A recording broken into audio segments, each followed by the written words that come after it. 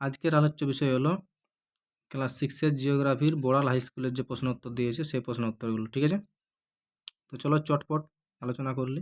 উষ্ণতা বাড়লে বায়ুর চাপ কমে, অপশান বি হচ্ছে আমাদের সঠিক উত্তর। চলো পরেরটা দেখো, জলীয় বাষ্পের জলকণায় পরিণত হওয়ার প্রক্রিয়া হলো ঘনীভবন। নেক্সট দেখো, পৃথিবীর বৃহত্তম স্বাদু জলের হ্রদ সুপিরিয়র। পৃথিবীর উচ্চতম হ্রদ টিটিকাকা। চলো এরপর দেওয়া আছে শূন্যস্থান পূরণ। ঘূর্ণবাতের বায়ু উত্তর গোলার্ধে ঘড়ির কাঁটার বিপরীতে ঘোরে। দেখো, ড্যাশ অঞ্চল নিয়মিত পরিচালন বৃষ্টি হয় নিরক্ষীয় অঞ্চলে। চলো দেখো, উত্তর আমেরিকার সর্বোচ্চ শৃঙ্গ মাউন্ট ম্যাককিনলে। পম্পাস অঞ্চলের পশ্চিম ভূমিকে অ্যান্টেনসিয়া বলে। কি বলে? অ্যাস্টেনসিয়া। চলো পরবর্তী দেখো, নিচের প্রশ্নগুলি সংক্ষিপ্ত উত্তর দাও, যে কোনো 5টি। আইটিসিজেড কি বা আইটিসিজেড কাকে বলে? দেখো, টেক্সট বুকের যে 35 নম্বর পেজ আছে, 35 নম্বর, সেখানে দেওয়া আছে। এইখানে দেখো দেওয়া আছে আইটিসিজেড। উত্তর পূর্ব ও দক্ষিণ পূর্ব আয়ন বায়ু নিরক্ষীয় অঞ্চলে মিলিত হয়। এই স্থানেই আন্তঃক্রান্তীয় অভিসরণ অঞ্চল বা আইটিসিজেড নামে পরিচিত। এই অঞ্চল আরেক নাম নিরক্ষীয় শান্তি বলে। এবং নিচে দেখো দেওয়া আছে পৃথিবীর 3টি অংশ জুড়ে নিরক্ষীয় শান্ত বলে অবস্থান করেছে। সবচেয়ে বড় অংশ হলো ভারত মহাসাগর থেকে প্রশান্ত মহাসাগর পর্যন্ত বিস্তৃত। আরেকটি অংশ রয়েছে আফ্রিকার পশ্চিমে আটলান্টিক মহাসাগরে। দক্ষিণ আমেরিকার পশ্চিম প্রান্ত প্রশান্ত মহাসাগরের উপর শেষ অংশটি অবস্থান করেছে। এটা হচ্ছে তোমাদের আইটিসিজেড, ইন্টার ট্রপিক্যাল কনভার্জেন্স জোন, ঠিক আছে? ক্যাটাবেটিক বায়ু কাকে বলে? T40। টেক্সট বুকের 40 নম্বর যে পেজ, সেখানে দেওয়া আছে ক্যাটাবেটিক বায়ু কাকে। রাত্রিবেলায় তাড়াতাড়ি তাপ বিকিরণ করে পর্বতের ঢালের উপরিস্থিতি বায়ু শীতল হয়ে পড়ে।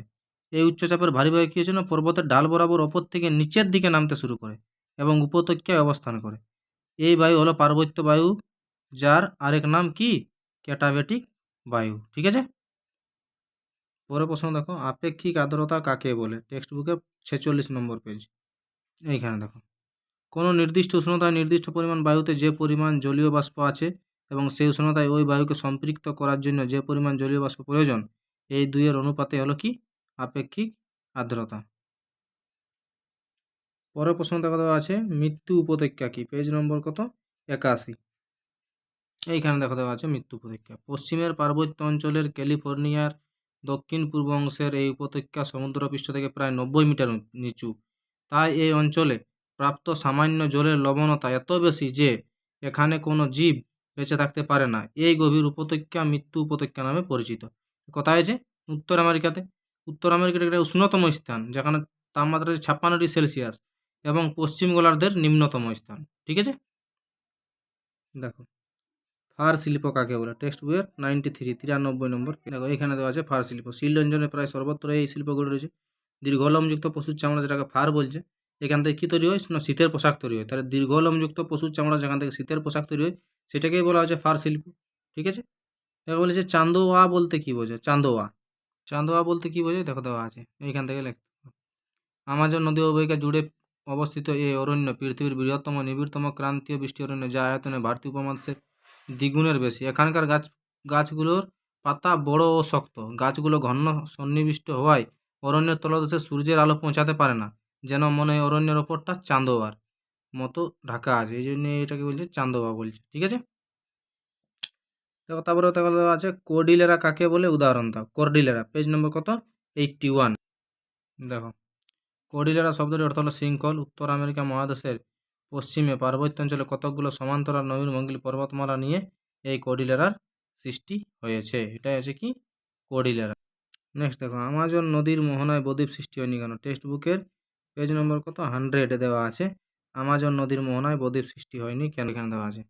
বিস্তীর্ণ অঞ্চল জুড়ে আমাজন অববাহিকা অবস্থিত হওয়ায় প্রচুর পরিমাণে বৃষ্টির জল এই নদীতে এসে পড়ে। এই অববাহিকা সমুদ্রের দিকে বেশ ঢালু, তাই সমগ্র অববাহিকার জল মূল নদী দিয়ে প্রবল বেগে আটলান্টিক মহাসাগরে মেশে। আমাজন নদীর মোহনা বেশ প্রশস্ত হওয়ায় সমুদ্রের জোয়ারের জল নদীতে অবাধে প্রবেশ করতে পারে। মোহনা অঞ্চলে উপকূল সংলগ্ন সমুদ্র স্রোতও শক্তিশালী। এইসব কারণে আমাজন নদীর মোহনায় বদ্বীপ সৃষ্টি হয়নি, ঠিক আছে? দেখো দেওয়া আছে পৃথিবীর রুটির ঝুড়ি কাকে বলে এবং কেন বলা হয়? পৃথিবীর রুটির ঝুড়ি, পেজ নম্বর 87। দেখো দেওয়া আছে কি? প্রেরি অঞ্চল জুড়ে প্রচুর পরিমাণে গম উৎপন্ন হয়। এই অঞ্চলের উত্তরাংশ উষ্ণ চিনুক বায়ুর প্রভাবে বরফ গলে গেলে শীতের শেষে বসন্তকালে গম চাষ করা হয়। এই অংশ বসন্তকালীন গম বলয় নামে পরিচিত। এখানকার ডাকোটা রাজ্য আমেরিকা যুক্তরাষ্ট্রের মধ্যে সর্বাধিক গম উৎপন্ন হয়। বসন্তকালীন গম বলের দক্ষিণে শীতকালে গম চাষ করা হয়। সমগ্র অঞ্চলটি বিভিন্ন ঋতুতে প্রচুর পরিমাণে গম উৎপন্ন হয় বলে এই অঞ্চলের আরেক নাম পৃথিবীর রুটির ঝুড়ি।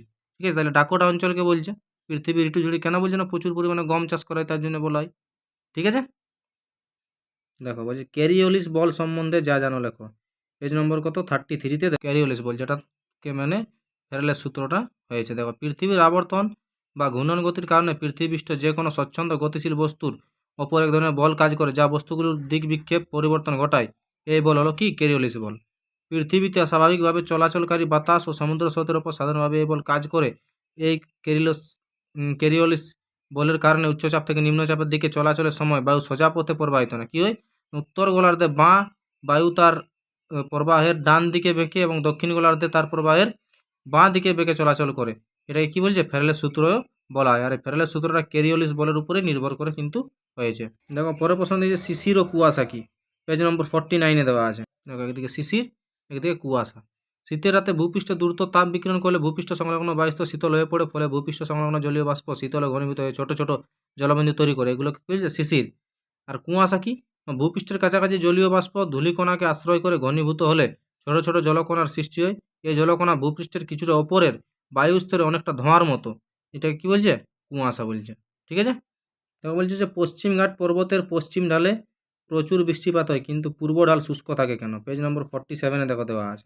দেখো এখান থেকে, প্রতিবাদ ঢালে প্রচুর বৃষ্টিপাত ঘটানোর পর বায়ু যখন পর্বতের অনুবাদ ঢালে পৌঁছায়, তখন সেই বায়ুতে জলীয় বাষ্পের পরিমাণ যথেষ্ট কম থাকে। তাছাড়া বায়ু যত নিচের দিকে ঢালের উষ্ণতর স্থানে নামতে শুরু করে, বায়ুর উষ্ণতা তত বাড়তে থাকে। ফলে বায়ুর জলীয় বাষ্প ধারণের ক্ষমতা বৃদ্ধি পাওয়ায় বায়ু সম্পৃক্ত হয়ে পড়ে। এই কারণে অনুবাদ ঢালে প্রতিবাদ ঢালের অপেক্ষা বৃষ্টিপাত খুবই কম। তাই পর্বতের অনুবাদ ঢাল বৃষ্টির ছায়া অঞ্চল নামে পরিচিত। কী বলছে দেখো, যে দক্ষিণ পশ্চিম মৌসুমী আরব সাগরীয় শাখা পশ্চিমঘাট পর্বতে বাধা পেয়ে পর্বতের পশ্চিম ঢালে প্রচুর পরিমাণে বৃষ্টিপাত ঘটায়। পর্বতের পূর্ব ঢালে অবস্থিত দাক্ষিণাত্য মালভূমির অংশ বিশেষ কম বৃষ্টিপাত ঘটায়। বৃষ্টিপাতের কারণে বৃষ্টির ছায়া অঞ্চলে পরিণত হয়েছে।